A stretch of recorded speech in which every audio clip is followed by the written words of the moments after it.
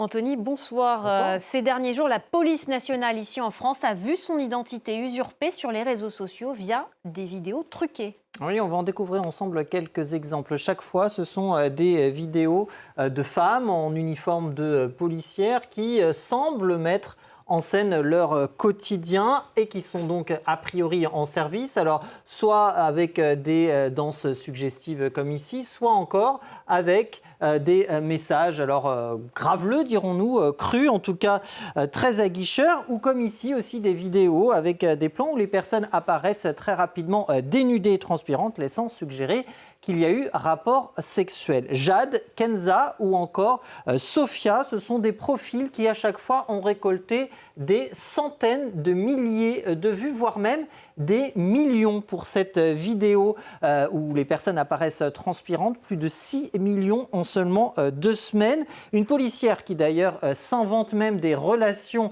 avec David Guetta ou encore avec Omar Sy, avec des prétendues photos, de fausses photos de nus à l'appui. Et le contenu de toutes ces vidéos, il est similaire, ce sont des allusions sexuelles et une rhétorique où sont vantées les relations avec des hommes beaucoup plus âgés. Des vidéos qui, c'est vrai, sur le plan de l'image, sont somme toute relativement crédibles, même si l'intelligence artificielle finit toutefois par se trahir.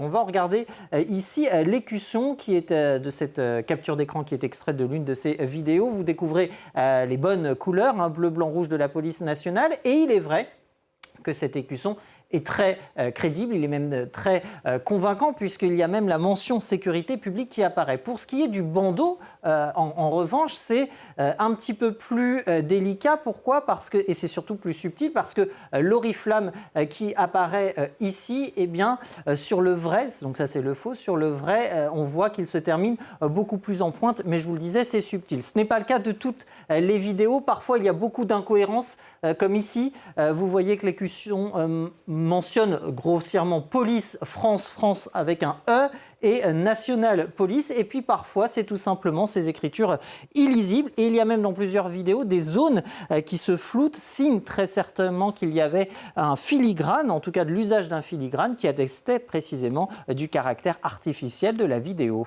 Et de quoi alerter la vraie police nationale. Oui, évidemment, la police a réagi. Elle a publié une communication sur ses différents réseaux sociaux, notamment sur X, pour mettre en garde les internautes face à ce type de vidéos dont elle concède qu'elles sont très réalistes. Et elle le regrette évidemment, discrédite l'institution. Et elle précise par ailleurs que ce type de contenu, s'il émanait effectivement d'un policier ou d'une policière, eh bien, serait synonyme et d'une enquête administrative et d'une procédure disciplinaire. Et ce phénomène, figurez-vous, qu'il ne touche pas uniquement la France, puisqu'il y a des contenus similaires qui ont été observés sur des contenus, des comptes anglophones, ou même, comme le rapporte la presse espagnole, sur des comptes espagnols. Et tout ça, Anthony, c'est dans quel but ?